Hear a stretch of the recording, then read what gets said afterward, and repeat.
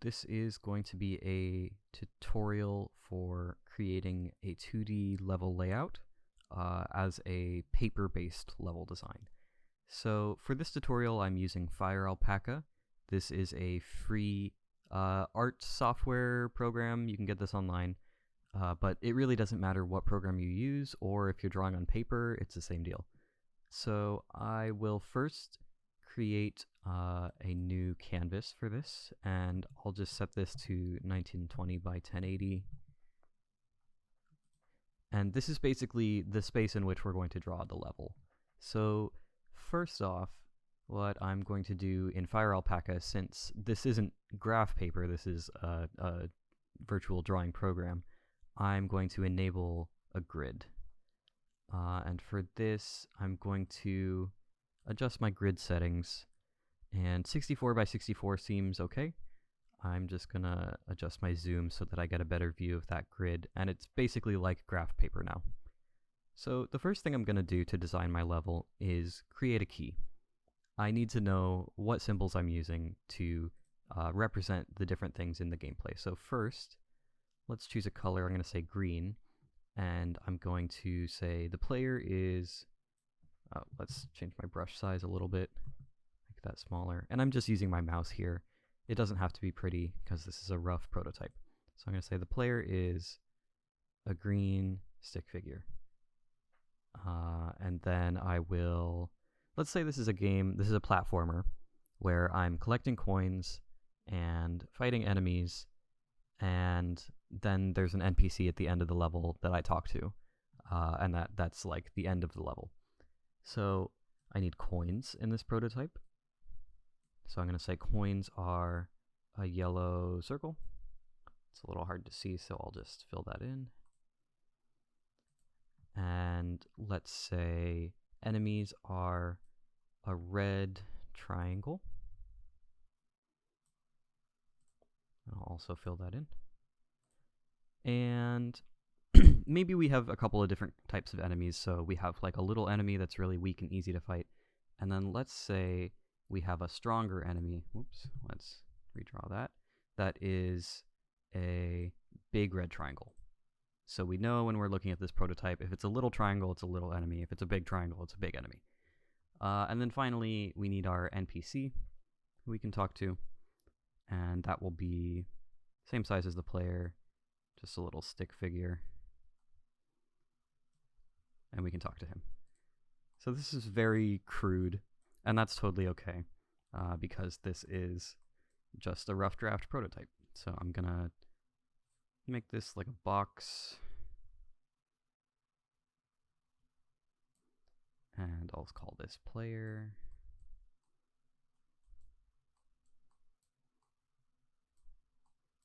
Coin. Enemy.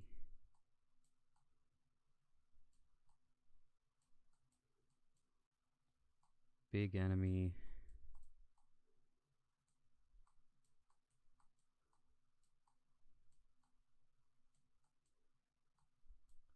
And NPC. Okay, so basic idea, we have our key here, and I'm actually going to make this a bit smaller so that I have more room to draw this actual level. So I'm just going to put this up in the corner here. And it doesn't really matter where this is. This is just for my personal reference, and also for anyone who happens to be looking at this level that I've drawn, so that they know what symbols I'm using. Another thing that I didn't include here is scale. So especially if this is a game that's using a grid-based system, it's important to keep the scale units consistent. So I am going to say that the player, like all of these things at a base level, are going to represent one grid square. And then I will, the big enemy will be 2 grid squares tall.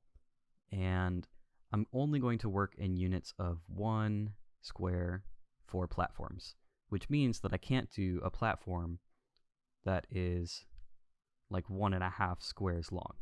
That's not going to work. So platforms have to be at least 1 square long, and they have to work in units of 1 square. So let's also figure out how far the player can go. So if this is a platformer, an important thing to know is how far they can jump. So let's draw the player here. And let's say that I'm starting on this platform. How far can I jump if I jump horizontally? Let's say I can go 6 squares. So I can jump over a gap that is 5 squares long. And let's also say that I can jump, let me just grab this.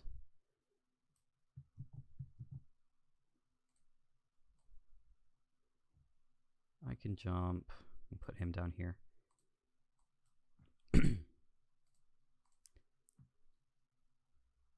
Have to make sure he's aligned with the grid here. Let's say I can jump like 4 squares. So I can jump over a gap that is 3 squares, and I can get up to this one that's on the 4 square. So actually, that jump is a jump of 5. 1, 2, 3, 4, 5, because I have to be up here above the platform in order to land on top of it. So let's say that's about how far I can jump. And let's just put these scale guys, move him just a little bit. Oh. And I'll move this guy.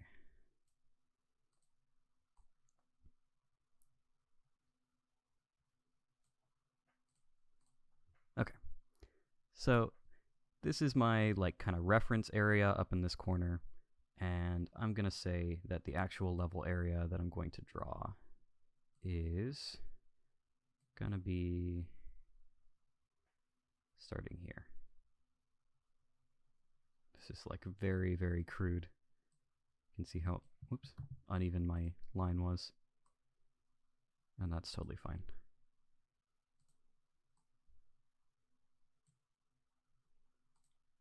So roughly, this rectangle down here is my actual level. So now it's time to start drawing. I know what all my key represents, and I know what I'm using for everything, so let's start drawing. One method that I like to use to make levels is just starting with all the platforms, and I get an idea of what the whole level layout looks like, and then I go back and fill it in with coins and enemies and other things that I interact with in the game. And to break that down even further, let's say that I'm going to draw this level as if I am playing as the player, and I'm encountering this as I go along. So let's say this is my starting platform, and I'll draw my player in here. Player. Okay. So what would be an interesting jump to make from here? And this is kind of how I'm thinking about this. I'm imagining I'm playing through this game right now.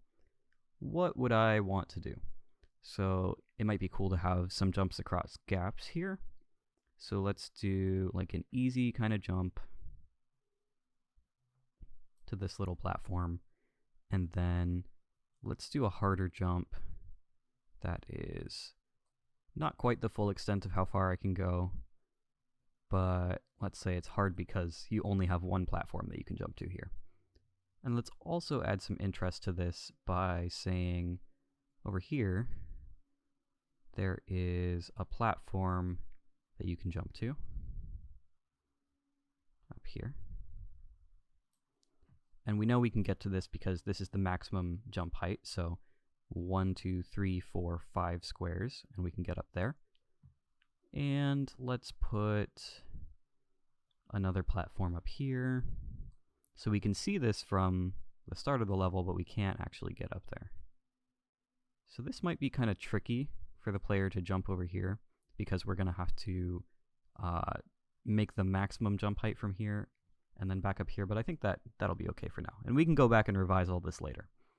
So let's put another platform up here. And let's do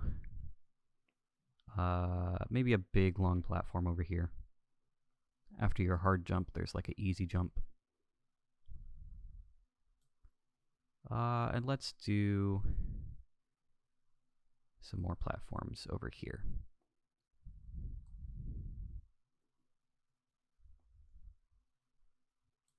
And maybe I'll do kind of a challenge platform over here that's just 1 square. That's a pretty easy jump still because it's not the full jump height, but it's only 1 square, so it's a little more challenging. Let's do like a big platform over here. And now here's an interesting question. From right here, can you jump over here? I'm not sure. You can jump up to 5 squares, so 1, 2, 3, 4, 5. And over a distance, your max arc is about here, I think. So maybe you can reach it. It kind of depends on the physics of the game. And that's the kind of question that I might not have an answer for until I put this in the actual game engine. But that's okay, this is just a rough idea. And I think I'm going to estimate that if you're up here, you can make it down here because it's lower. So that's another thing to keep in mind. As a platformer, it's harder to make jumps that are farther away and higher up, so from here to here, than it is the other way around to a platform that's lower down than you currently are, so from here to here. So let's put some more platforms just to kind of wrap this up, and let's do maybe like a series of kind of tricky jumps.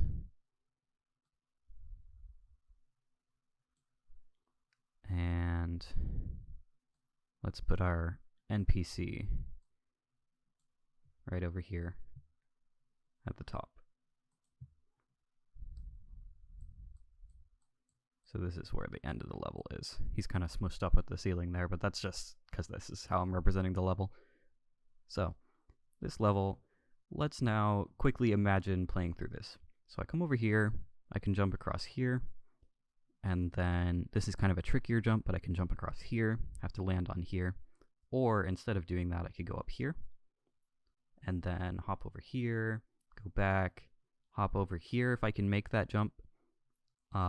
Otherwise, I could go back down to this platform, jump across here, up to here, over here, back over here, and then I could possibly jump down there or back up here, and I can see that NPC, and then I win the level. So, now that we have our layout, let's go ahead and populate this with coins. And I'm going to use coins as kind of like a trail of candy to lead the player the way that I want them to go, and also to incentivize them to make challenging things like jumps. So let's just start out with a coin right here. Really rough and crude. And maybe, since this is a tricky jump, I'll put like a stack of coins right here. So it feels really rewarding when you get over here and you make this jump, and then you can get all those coins. Let's also put some coins up here.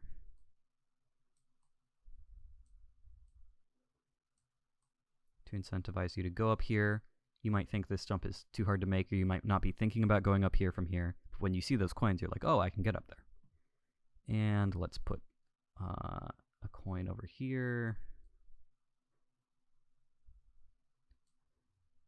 And one over here.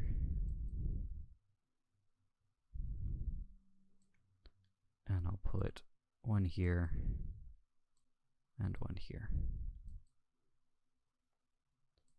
And so basically the idea is that these are leading you to the places that you can go and kind of giving you a reward for doing things that are hard, like making a difficult jump.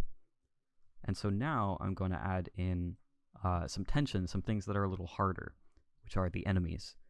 And what I want to keep in mind when I'm putting in enemies is I don't want areas to be too challenging to where it's frustrating, and I don't want to have multiple really hard parts right after each other. So let's put an enemy over here, just a little one.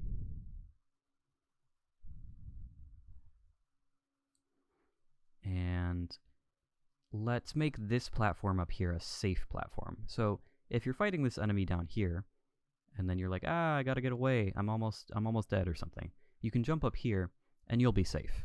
You won't have to worry about enemies up here. But let's say up here, it's also going to be a little challenging because there's an enemy. And that's some added stress of like the challenge of getting up to these difficult platforms, but then you get the coins. And then over here, let's do the same thing. Let's put an enemy there. And now you might notice I'm not putting enemies on the same platforms where there are coins. I'm putting the coins like just past the enemy out of reach. And the reason that I'm doing that is because I don't want the player to be multitasking and having to deal with getting the coin and avoiding the enemy at the same time. Although maybe in some games you might want to do that, but let's say in this one I don't want to do that, because I think that's going to be a little too stressful for the player. I also don't want there to be a situation where the enemy, as it's walking around, is going on top of the coin and hiding that from view.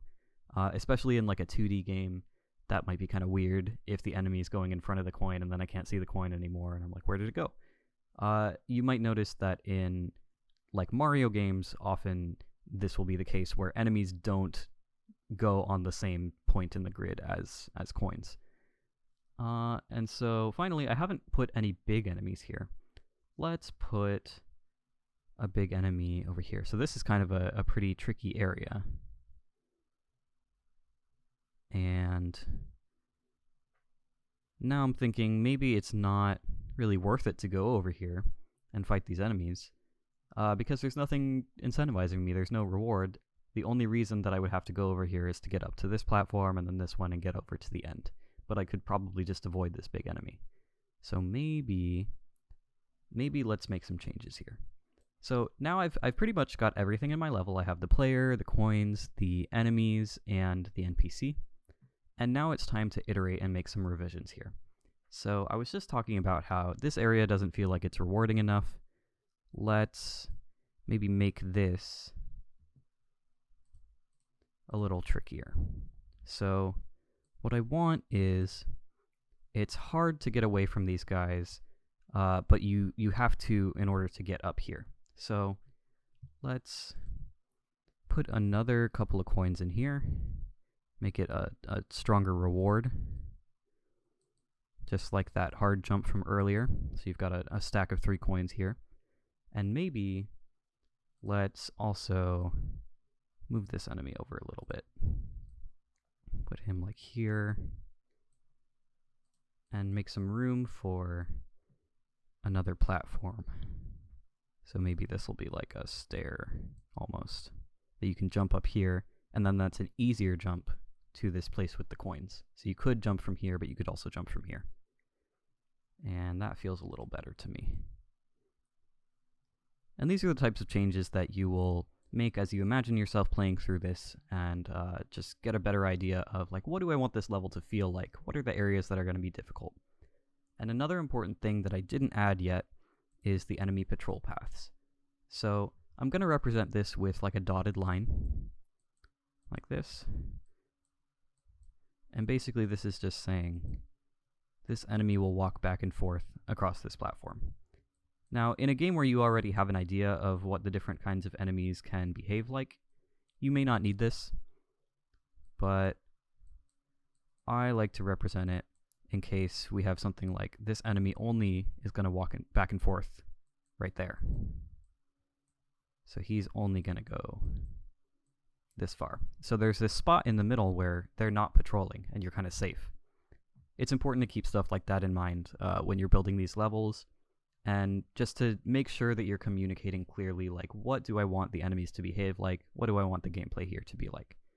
So I think this is pretty good, and this is my completed level layout prototype for this 2D platformer level.